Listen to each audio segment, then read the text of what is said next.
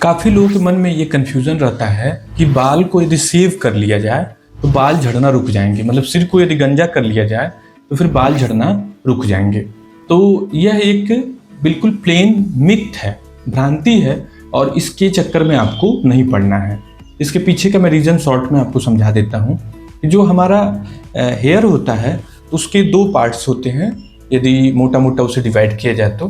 पहला होता है हेयर रूट, जड़ वाला हिस्सा, और दूसरा हेयर सैफ्ट वाला हिस्सा। तो जो हेयर सैफ्ट है वो मृत है, जो आप कितना भी उसे बढ़ाते जाएं, और वो कहाँ से बढ़ रहा है, तो हेयर रूट जो जड़ है वहाँ से बाल ग्रो होती जा रही है और वो बाल बढ़ता चला जा रहा है। तो आप बालों को कुछ भी करें, कटिंग करें, छोटा करा लें या फिर सेव करा लें, तो उससे आपके बाल झड़ने की प्रक्रिया पे कोई असर नहीं पड़ना है, क्योंकि सब कुछ हेयर रूट से होता है। और हेयर रूट्स कहाँ होती हैं, जो जड़ है वो कहाँ पे होती हैं, तो वो जड़ पाई जाती हैं जो स्किन की तीसरी लेयर है सबक्यूटेनियस फैट में, वहाँ पे पाई जाती है।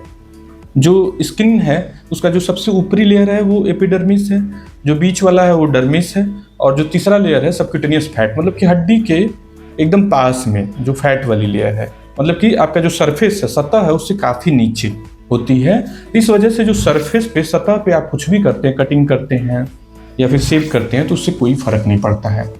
कई लोगों का ये भी प्रश्न होता है कि कहीं मेरे रूम छिद्र तो नहीं बंद हो गए, इस वजह से मैंने सेव कर दिया तो रूम छिद्र ओपन हो गए और उस वजह से मुझे बाल झड़ना कम हो गया। तो ये बिल्कुल ही गलत है।